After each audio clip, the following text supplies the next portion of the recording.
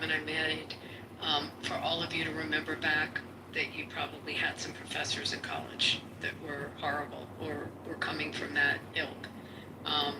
And maybe your freshman, sophomore year, you were buying into it. We all had social causes. I mean, no matter what ages we are, we held signs and we had social causes.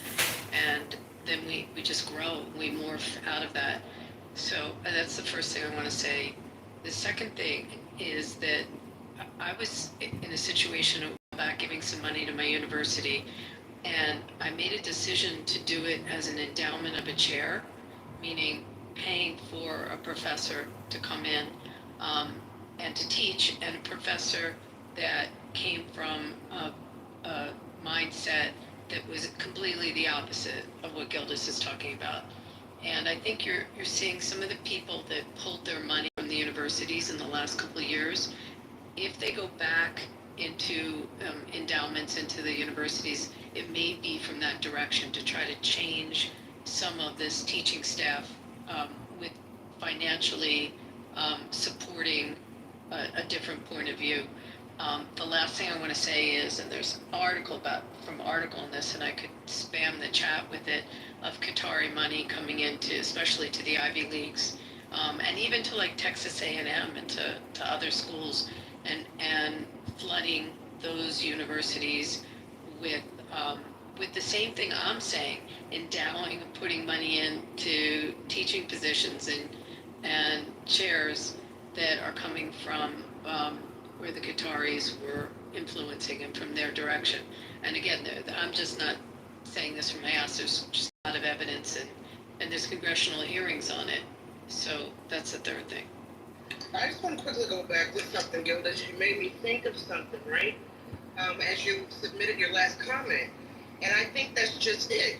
These folks are learning things in school, right, in college, these liberal college campuses, that as they start to get out to the real world and navigating the world, they're noticing these things. A lot of these subjects, a lot of these thoughts that they were taught to believe were shared by the masses.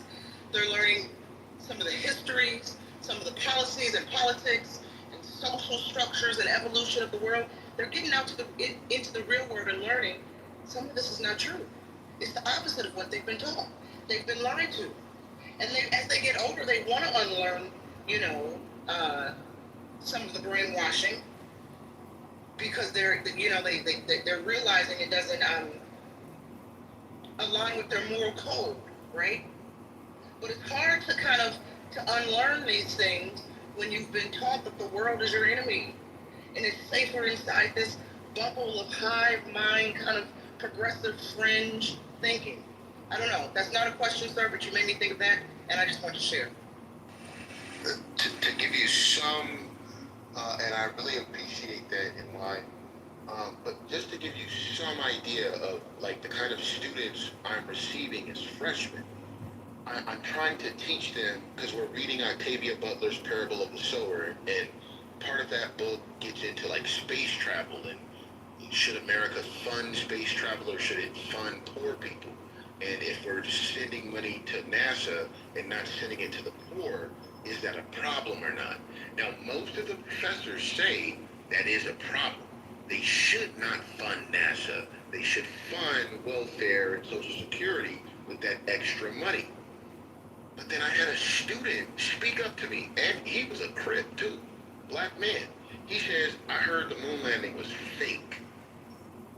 And I'm like, God damn, like, I don't even know where to begin with you then, man. Like, the moon landing is fake? That's how you're coming into the classroom? Now, you may think, oh, well, the moon landing has nothing to do with the economy and all that shit. But they have this notion coming into the classroom that they've been taught from high school and middle school that, no, America is a piece of shit. America doesn't know what the fuck it's talking about. And my feelings tell me more about what's true than what the facts of history are. So I gotta deal with that kind of shit alongside other students who were like, no, I believed in the moon landing.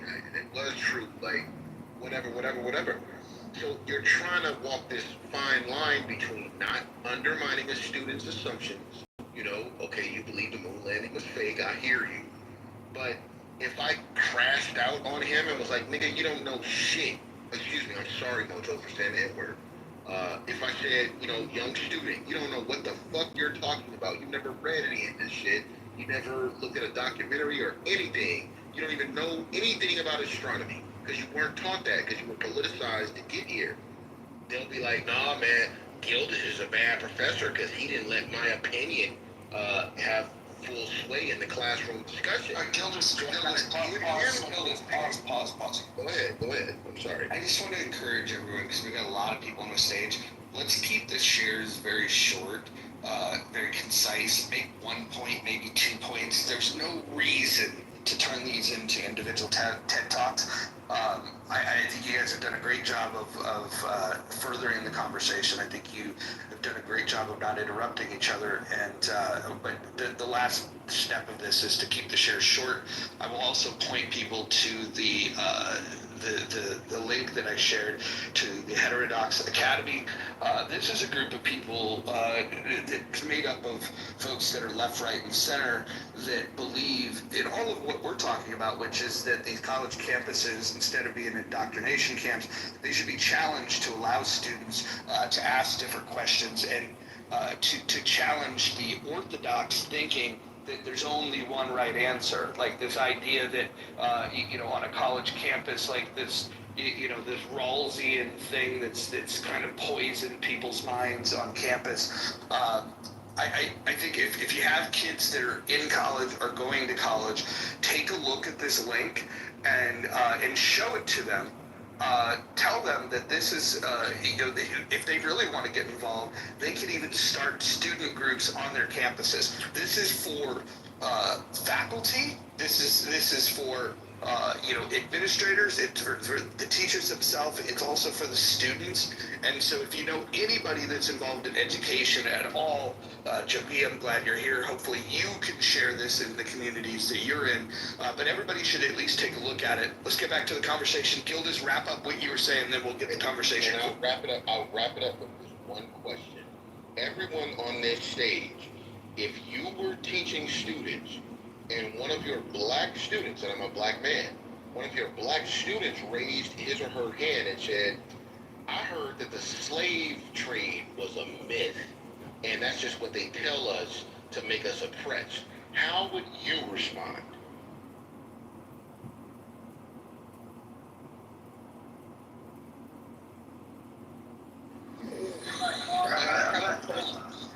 That's an obvious answer. The obvious answer, of course, is not a myth. So let's go on to the conversation. Why would you bring that up? Well, I think hold on. I think the reason he brought that up is the point he's making, and he's making it in a colorful way, is that there's certain outlandish things that colleges can declare as like, oh, this is true, which can be completely ahistorical. But then if you were to mention other things, being completely, if you were to the question like that he just did, to try to teach that, there would be an outrage. And I think that the point is that the expectation we should have from these institutions is, if you